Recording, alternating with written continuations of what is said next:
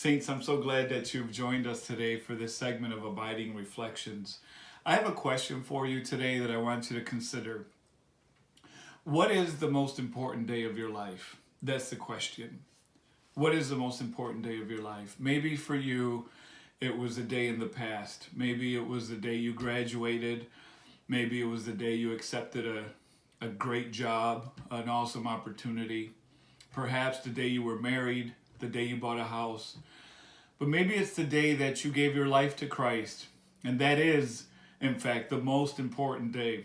That's the most important day in my life, is the day that I gave my life to Christ. And your life changed, and your direction changed, your desires changed. So maybe it's a day for you that was in the past. Or maybe the most important day of your life is yet to happen because it's a day in the future. Maybe you're planning for your wedding and that's the most important day. Or you're planning to move out of state because you're going to college, or you're getting closer to graduation. And so your most important day for you is a day that you consider to be yet in the future. You're planning for a wedding. Whatever that day is, but that day hasn't come. I'm going to submit this for your consideration today. That this moment, now, today, is the most important day. Now, why do I say that? Well, because the days, the seasons, the time that happened in the past is no longer ours. It's in the past. And in the past, we had some amazing days. We had some beautiful days, wonderful days, and we had tragic days. We had days of grief, days of deep sorrow. But those days are now in the past. Those days are gone. And the days in the future, the days tomorrow, are not promised to us. So yesterday is gone. Tomorrow is not promised to us. So really today is the most important day. In Psalm 90, this is Moses, a psalm of Moses. It says in Psalm 90, verse 12, "Teach us to number our days, that we may apply our hearts unto wisdom." That we may apply our heart unto wisdom. Teach us to number our days. What does that mean? It means this: help us to live in the expectancy, in the knowledge that our days are brief and that our time is short and that death is certain, that each of us has a certain number of days, and that the most important day that we have is today. That's what Psalm 90 tells us. Teach us to number our days, how brief they are, how delicate they are, that we may apply our hearts unto wisdom, that we may make the most by wisdom, knowing that our days are short and our time is brief, that we may by wisdom apply our hearts to the importance of living for today. Be doubly diligent. That means that if the Lord puts it on your heart today to call someone, you call them today, you call them now.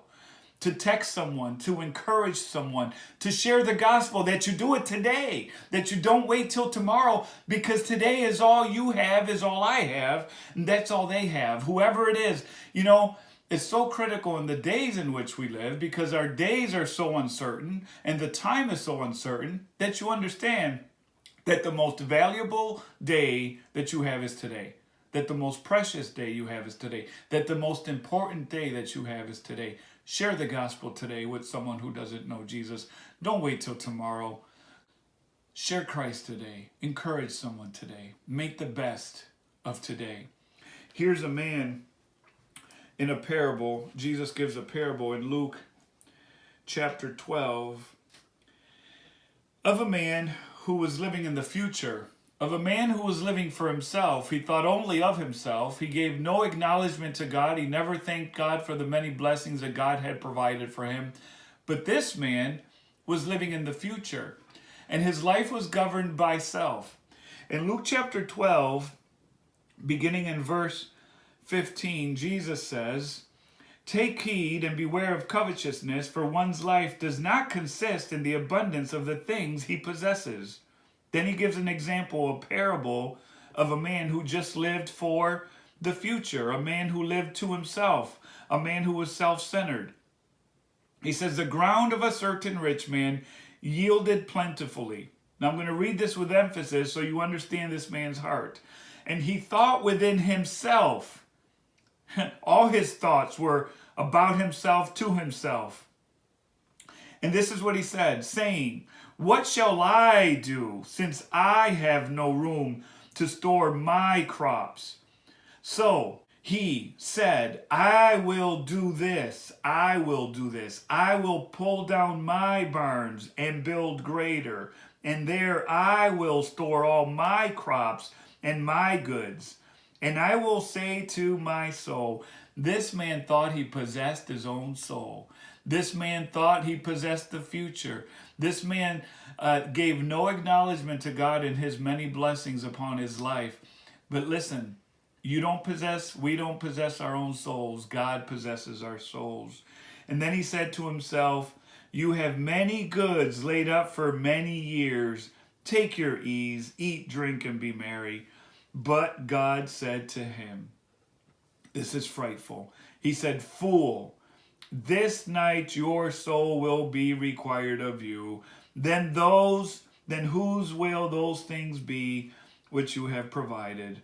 Jesus concludes, and he says, so is he who lays up treasure for himself and is not rich toward God.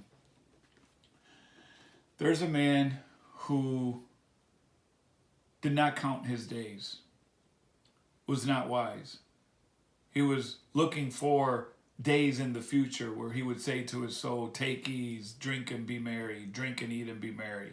Here's a man who lived for days in the future that were not promised to him. Listen, saint, we cannot live in the past. Those days are gone. And the days in the future are not promised to us. So today, bless the Lord today and be a blessing today. Pray today. You know, Christians, they've said to me throughout the years, I want to pray more. I want to read more. I want to share the gospel more. Do that today. Start today. Pray more today. Read more today. Share the gospel more today. Be a blessing today, because tomorrow is uncertain and not promised to us. May that encourage you today.